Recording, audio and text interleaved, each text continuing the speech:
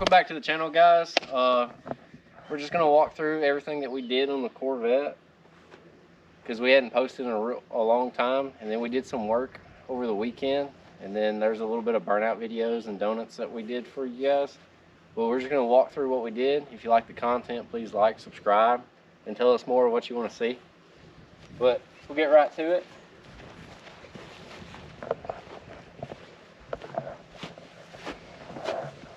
Alright, so basically, to sum it up, we threw a 650 brawler on it. Had to mess with a couple of the little things. I think we only had to tune it a little bit. I had messed with the idling. We put a trans cooler in it, which you guys can't really see, but it's right back there. We ran the hoses through the shroud of the everything. I had to cut 2 holes out right there and there and run it all the way to the here. And then I did have a torque starter, a little mini starter that I put on it, and I'll put a little screenshot of what that starter was because I don't have it with me right now. But we wound up having some problems with it. It didn't want to engage right. It just kept hitting the flywheel. So I wound up having to go back and get another OEM starter for right now so I can actually run the car and get it moving around. And Which we think was due to wiring issues that we think we got figured out now.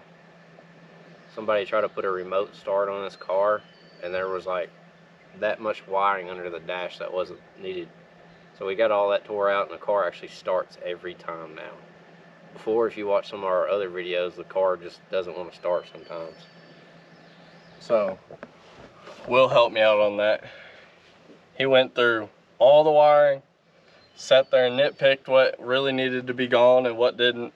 So really this is about it, guys. Like, I mean, nothing really special.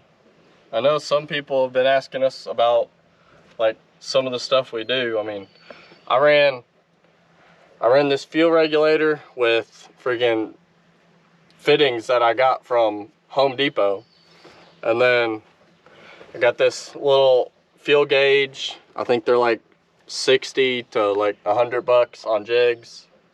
They're not bad. They actually work decent.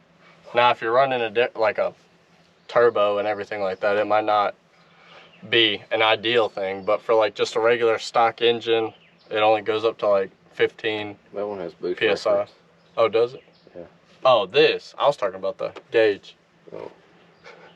Well, yeah, and this fuel regulator, it does have a place where you can run boost on it. So, and I think I bought this for like $100 and something on jigs. Well, no, yeah, I got it off jigs, and it's a Holly brand, so it's worked for me so far.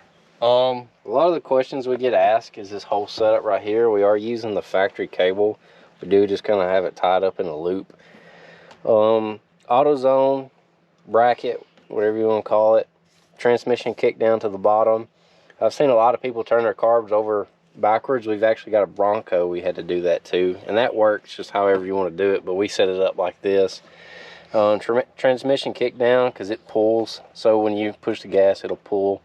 And then we left this bracket on here for the crossfire for a spring return.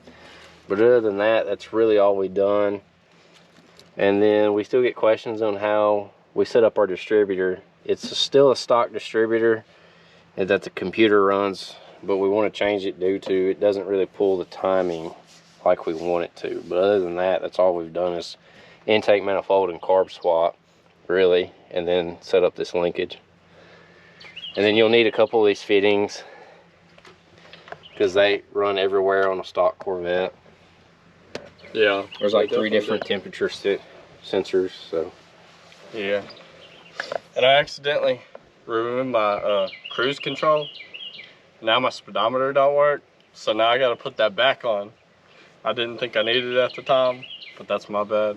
Just a little joke right there, because I was driving it the other day to Will's house and noticed I didn't have any speed, and I was like, man, this looks a little weird. So yeah, don't pull your cruise control off if you have a C4. It runs your speedometer.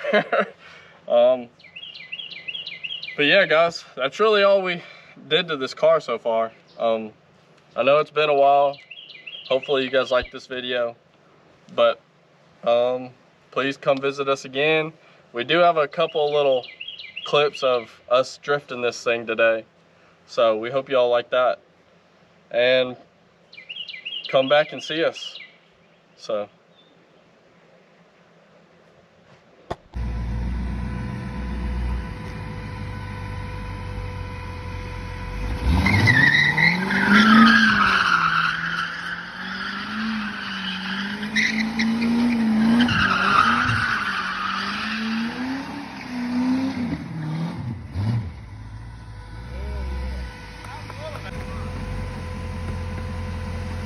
I'd rather me go to the hospital than you.